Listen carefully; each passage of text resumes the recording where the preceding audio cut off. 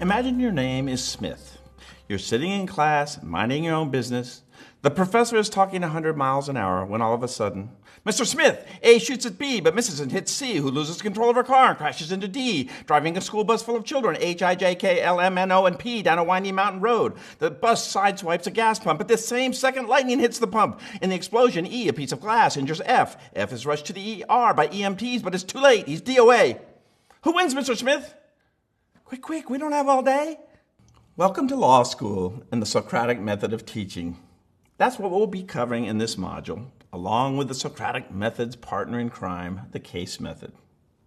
The Socratic method involves professors calling on students, typically without prior notice, to recite and analyze appellate judicial opinions. The method is named after Socrates, a Greek philosopher from the 4th century BC. Here's one of his selfies. Socrates was a teacher who engaged in continuous questioning of his students in search of moral and ethical truths. Along the way, he exposed fallacies in their reasoning, first by getting students to commit to certain positions, and then by asking questions designed to expose contradictions or other flaws in those positions. The traditional Socratic model has 3 central components: cold calling on students at random, asking the student to state the case. This involves reciting the facts, procedural history, issue, holding, and reasoning, and then testing the student's understanding with follow-up questions and hypothetical fact patterns. This is the part of the process most closely associated with what we call learning to think like a lawyer. When I was a law student, my main question about the Socratic method was why? Why are the professors doing this to us? Why all the questions? Why no answers? Why don't they just tell us the law? Originally, law was taught in U.S. law schools through a lecture method. Students would read explanations of the law in textbooks, and the professors expanded on those explanations in class. Students were tested principally on their ability for rote memorization of legal rules. But in the 1870s, a man named Christopher Columbus Langdell came along and changed everything. Langdell was a dean at Harvard Law School. He believed that true mastery of the law could never be achieved by simply memorizing rules.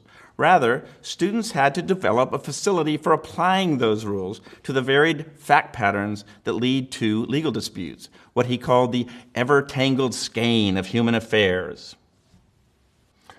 To implement his vision, explanatory textbooks were replaced with casebooks filled with appellate judicial opinions. Thus was born the case method of teaching. The case method goes hand in hand with the Socratic method. Students prepare for class by reading appellate judicial opinions in their casebooks. In class, the professors use the Socratic method to train students to extract the legal principles from those opinions and apply them to different fact patterns. The Socratic and case methods have faced resistance since their inception. Common criticisms include that they can be intimidating and inefficient. Why then do most first-year professors continue to use them?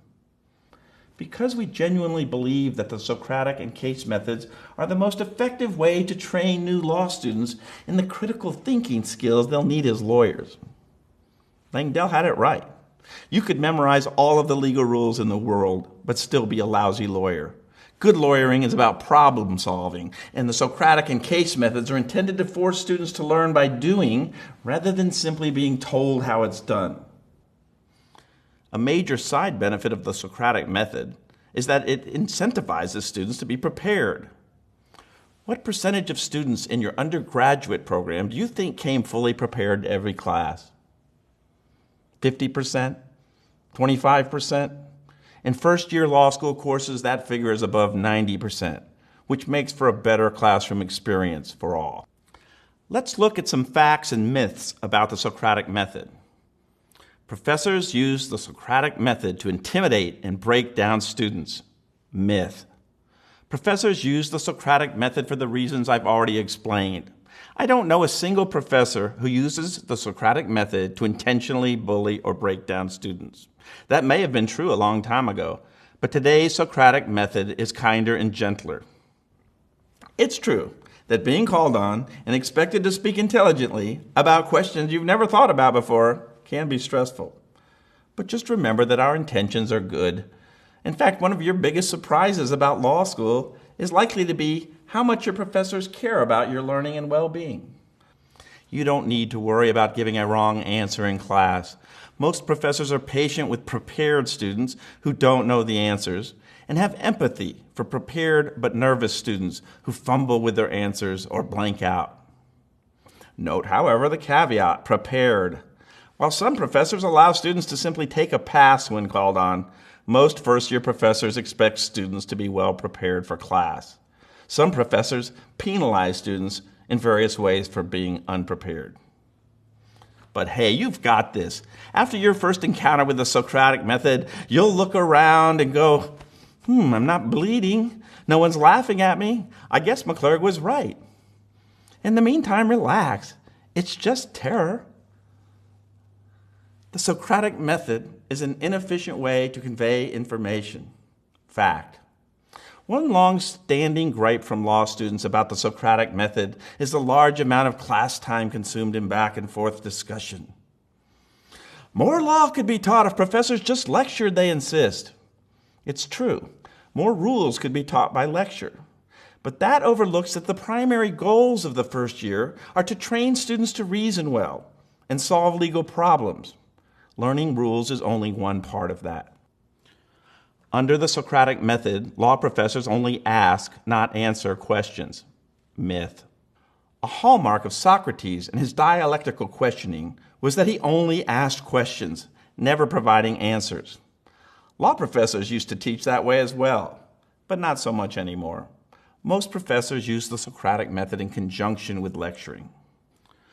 The Socratic method involves cold calling on students without prior notice. Fact, but changing. Most first-year professors still cold call on students. This element of surprise is part of what makes the Socratic method anxiety-inducing. But some professors rely primarily or even exclusively on volunteers. Or they may designate a group of particular students in advance to be in the Socratic hot seat on a particular day, although that system is used more in upper-level courses than in first-year courses. In law, there are no right answers, only good arguments. Myth. Some sources are fond of espousing this view to students, but it's false. Many legal questions have clearly right or wrong answers. Not everything in the law is gray. But it is true that in law, many questions lack objectively correct or incorrect answers. Legal standards are often vague, purposely so, because they have to be flexible enough to apply to the infinite variety of fact patterns that give rise to legal disputes. In an earlier video, I advised you to embrace uncertainty, precisely because the law is often indeterminate. But don't accept the notion that there are no right or wrong answers in law school. I want to close by strongly encouraging you to voluntarily participate in class. Class participation carries several significant benefits.